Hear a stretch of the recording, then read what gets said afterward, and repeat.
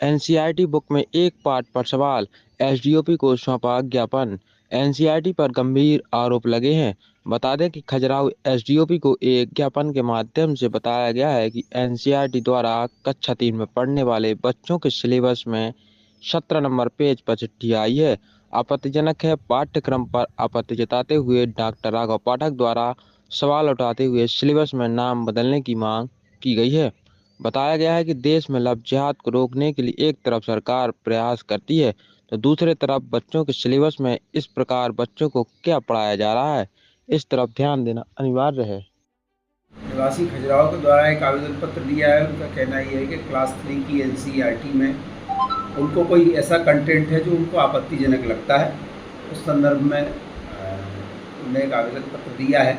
मैंने उनको समझाइश दी कि आप इस संबंध में स्टेट गवर्नमेंट का या लोकल बॉडीज़ का इससे कोई लेना देना नहीं है, आप इसको उचित फोरम पर दें। समझाइश के साथ उनके आवेदन पत्र को वरिष्ठ कार्यालय को भेजा जा रहा है।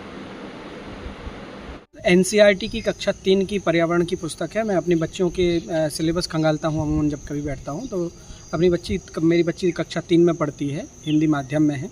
एनसीईआरटी की कक्षा 3 में एक पर्यावरण की पुस्तक में 17 अध्याय का प्रकरण है। इसमें एक चिट्ठी आई है नामक अध्याय है। इस अध्याय में अहमद नामक मित्र को रीना नामक उसकी एक दोस्त ने चिट्ठी लिखी है। इसको लेकर के मुझे आपत्ति है। उस आपत्ति के संदर्भ में जिस प्रकार से आजकल लव जिहाद का मुद्दा चल रहा है, लव जिहाद के प्रकरण सामने आ रहे हैं, तो हमारे बच्चों के 7 साल के बच्चों के मासूम मन पर क्या प्रभाव डाला जा रहा है, तो मुझे इस चीज़ को लेकर संदेह भी है कि कहीं किसी सोची समझी साजिश के अंतर्गत इस सिलेबस को तो नहीं डाला गया, जहां हिंदू बच्ची एक मुस्लिम मित्र को पत्र लिख रही है।